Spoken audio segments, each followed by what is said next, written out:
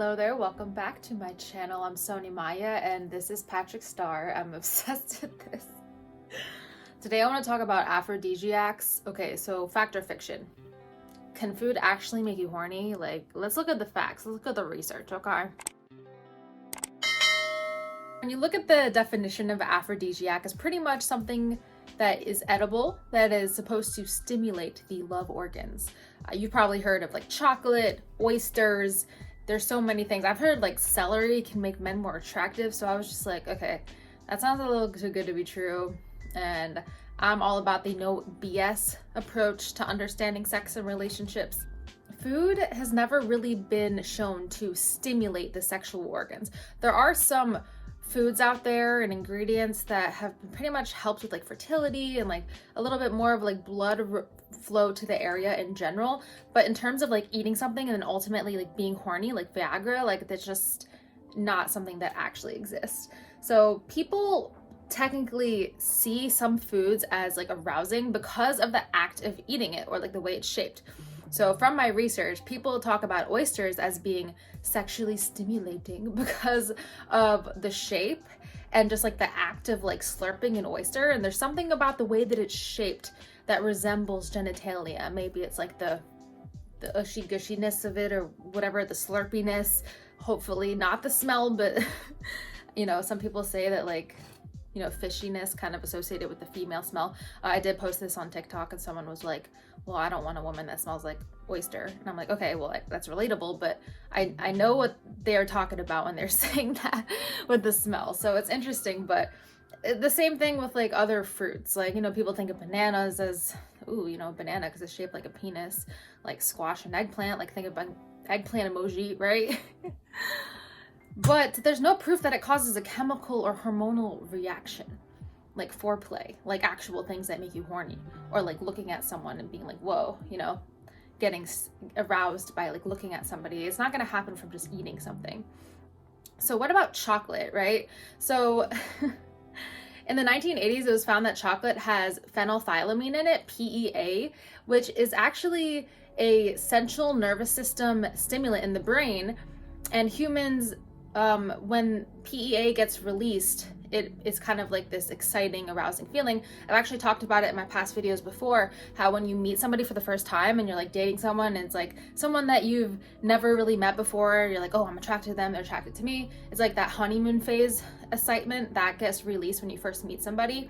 It kind of dies off after the honeymoon phase dies off. So like if you're married for someone for a year, then generally the PEA kind of goes away, which is apparently why some people cheat after a while, because that spark goes away and you're looking for that feeling of, oh, that new feeling of how being so exciting from the very beginning.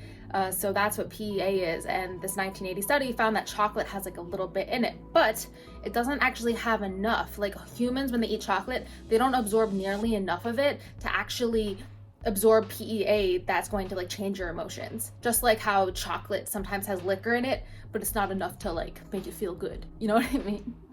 I literally just made that up in my head just now. So pretty much when people say that like chocolate is arousing, it's pretty much like the melt in your mouth aspect. It's probably because like the whole associating chocolate with sexiness, like chocolate covered strawberries and romance and covering her with chocolate or covering him with chocolate and licking it off. Like, yeah, but there's not actually a chemical hormonal thing that happens that's backed by research.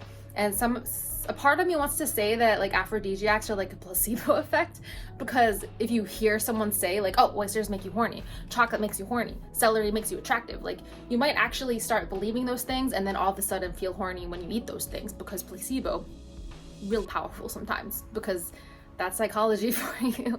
There was actually a study that took place in Sydney, Australia in 2016, where women were asked to smell the t-shirts of 43 men after the shirts were worn for 24 hours. I've seen a lot of different things like this. I talked about this in my pheromones video, and basically women preferred the scents of men that ate carotenoid rich foods, veggies and fruits like pumpkins, carrots, and apricots. So they stated that they smelled pleasant if the men had ate these particular carotenoid rich foods. I don't even know if I'm saying that right. Carotenoid rich foods. And this This may be explained by our evolved skills to be attracted to healthy partners. So like, yeah, if somebody's going to be eating better and eating something that has something healthy for them, it makes sense evolutionarily that we'd be more attracted to them, right? The same way we're like attracted to more fit people a lot of the time. I mean, not everybody. Some people like, you know, like dad bods and stuff, but besides that, there's no scientific evidence. Like if you look on any like research site about anything related to aphrodisiacs, they'll say that like there's little to no scientific evidence, and that's important for me to consider if I'm going to be telling people, oh yeah, like something makes you horny automatically, like, or it happen, you know, there's actually no evidence for it. So I can't be spreading that knowledge if it's not proven. There are some like vegetables out there and certain kinds of things that are meant to help with some sexual aspects. Like for example, there's something called maca, which is a sweet root vegetable that might help boost libido. In South America, people commonly use it to boost fertility, and animal studies found an increase in libido and erectile function in rodents after consuming this. And other studies suggest it, but it's not like so scientifically backed that we can say like, oh, that's an aphrodisiac. But that's like something that's pretty backed up.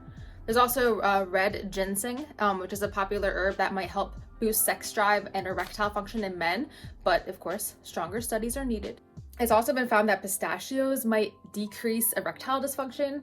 So apparently pistachio nuts, they appear to increase blood flow, contributing to firmer erections. And they're delicious. However, more studies are needed before you can make like strong conclusions about this. But in general, like pistachios are healthy for you, and they can help lower blood pressure, manage weight, reduce heart disease. Don't like feast on them, but you know, try it out. It might work for you. Or, you know, it's just delicious. So just throw some pistachios in your salad. Like, why not? Maybe pistachio ice cream. Something else that's kind of like interesting about food and sex is vegetables like onions, turnips, squash, asparagus, and artichokes have been shown scientifically to increase your sperm count. So I like put this on my TikTok, and a bunch of guys were like, oh, well, I guess I should stop eating vegetables. And other guys were like, well, I'm gonna start eating more vegetables. I guess it goes to show like who does and doesn't want kids. And I'm like, dude, just wear protection. Like, don't change your diet because I said that. Like overall, chocolate and oysters are not scientifically backed to make you horny. Chaste berries, honey, it's been allegedly talked about that honey makes you horny. Like, no. Alcohol, definitely not. That can actually mess with your ED. Like, of course, it can make you like excited, and takes, you know how it is with alcohol when it takes away the anxiety, like liquid courage. But a lot of the time it can actually interfere with your sex life. And I've talked about this before, but alcohol can also take away like the very important consent. Like you could think that someone's interested in you, but they're actually not. And like a lot of the time people act like they're interested when they get wasted. You shouldn't have sex with somebody who's intoxicated because you don't actually know if that's consent because they're drunk. But anyways, that's a topic for another video. The supplements that I just mentioned and the foods, they're listed that they've been talked about to increase sexual desire. Like people have made those statements, but there's literally like not enough evidence to really make that statement. I'm sure it's great for appetizers. Like, yeah, eat this chocolate, get horny, you know? But it just doesn't work like that, unfortunately. But luckily, you know, food has its own purpose to nourish us and to release dopamine, especially with chocolate.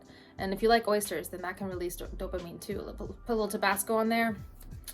Oh yeah, some good stuff. I hope that was helpful for you, for anybody that's like wondered if aphrodisiacs were like actually a scientifically backed thing. Not really, but it would be nice if they could do more research on this. And I'm wondering why there isn't more research on it, because I feel like the reason why is because there's already that placebo effect. Like you would have to literally not tell the person that the point of the study is to see if they get horny from eating the food. Like, I mean, I guess you could say that the point of the study is for something else, but like when I try to think about it in my head, I'm like, okay, I can understand why that's a little bit difficult.